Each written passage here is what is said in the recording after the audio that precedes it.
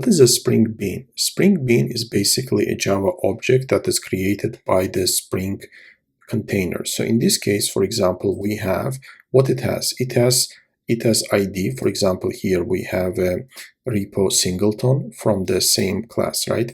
It has a class that it belongs to, but it also has a scope. What is the scope? Scope is that how many times that bean is created. So for example, in this case, the scope of this bean is singleton. What it means? It means that container will create only one instance of this object, and it will whenever it will request it, it will give the same pointer to the same object, right? Only one object will be created. So for example, in this case, what we do is we are getting from the context bean, and we are getting the singleton in both of these cases. If we print whether R1 is equals to R2, it will give us true because this is the same objects.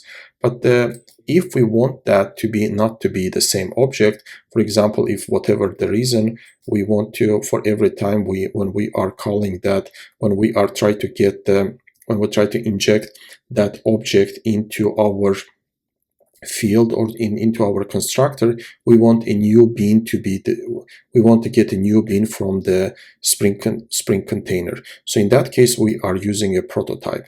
In this case, every time when we get the bean, when we try to get the bean to inject from the Spring container, it will give us a new bean.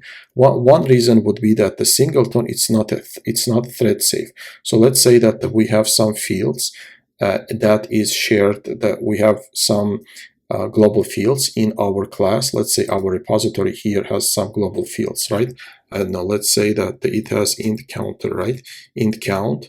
It's not thread safe in this case, right? It's not thread safe, and that would be one of the reasons why you would decide to use a prototype. So let's run it and see that it indeed works as we expect it to work. Let's run it, and as you can see here, the first one prints us true, and the second one false, because in this case we are using, every time we try to get the bean from the container, it will give us different beans. It will give us a new object. And what are the other scopes, right? Other scopes are request scopes, so which means that a new bean is created for every request. We are using that in web application. Also, we have a session scope, also that's used mostly in the web applications.